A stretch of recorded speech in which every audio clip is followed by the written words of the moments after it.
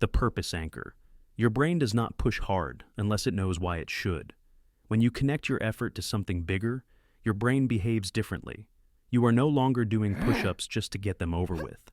You are doing them for your future self who refuses to be weak. A purpose anchor is like hanging onto a rope tied to a version of you 10 years ahead. You are doing it for the person you are trying to become. Most people never meet that person because they never bother to build them. The boring break method. Here is something strange about your brain. It hates boredom so much that it will do anything to escape it. What nobody tells you is that boredom is the cheat code. You can use boredom to your advantage. When you take a boring break, your brain starts craving stimulation again, any kind at all. So, when you return to work, the work actually feels interesting compared to staring at a wall. Try it for one day. Work for 30 minutes, then sit still for 2, just stillness. You will feel your brain itch for something, anything, and when the timer ends, you suddenly want to work again. One thing at a time. Your brain pretends it can multitask. It cannot.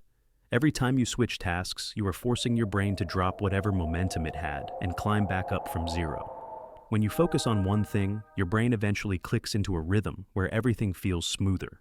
This is the start of flow. You know the feeling. Time disappears. You stop overthinking. Your hands move faster than your doubts. You are teaching your mind how to go deep without getting yanked back to the surface. Gamify work. Your brain loves games. You level up. You get points. You see progress. Real life hides that. Hard work feels endless because oftentimes nothing tells you that you are improving. That is why gamifying your day works so well. Turn your tasks into missions. Turn your habits into streaks. Race the clock. Keep score. Your brain starts chasing the little wins. When progress becomes visible, work becomes addictive. Work with others. You ever notice how your focus changes depending on who is around you? This is not imagination. Your brain mirrors the behavior it sees. This is why study groups, silent co-working, even sitting in a library changes your mentality. Your brain copies the rhythm of the room. Find people who treat effort like it matters. Just work near them and let their discipline rub off on you. Humans have always performed better in groups. Do something hard every day. Every day. Challenge is the weight room of your nervous system. Every time you avoid something difficult, you weaken the part of your brain that handles stress. Every time you face something difficult, you strengthen it. Doing something hard does not need to be dramatic. Take a cold shower for 15 seconds. Do 5 push-ups when you do not feel like it. Have the uncomfortable conversation you keep delaying. These are not grand achievements, but do one hard thing every day, and you'll slowly turn into someone who no longer flinches at adversities. Make your progress visible.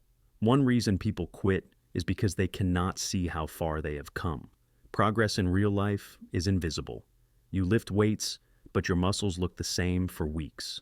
You study for hours and nothing feels different.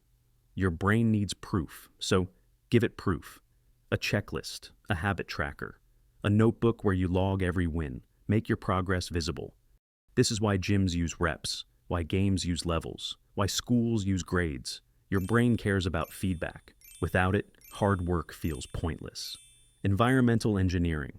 Your brain follows the easiest path. If your desk is covered in distractions, the easiest path is clicking something random and wasting your day. But if your environment makes work easy to start, your brain stops fighting you. Keep your workspace clean. Put your phone in another room. Keep your tools out and ready so you can start without friction. Shape your environment so the slope tilts toward the person you are trying to become. You will find that discipline becomes automatic because your surroundings are doing half the work for you.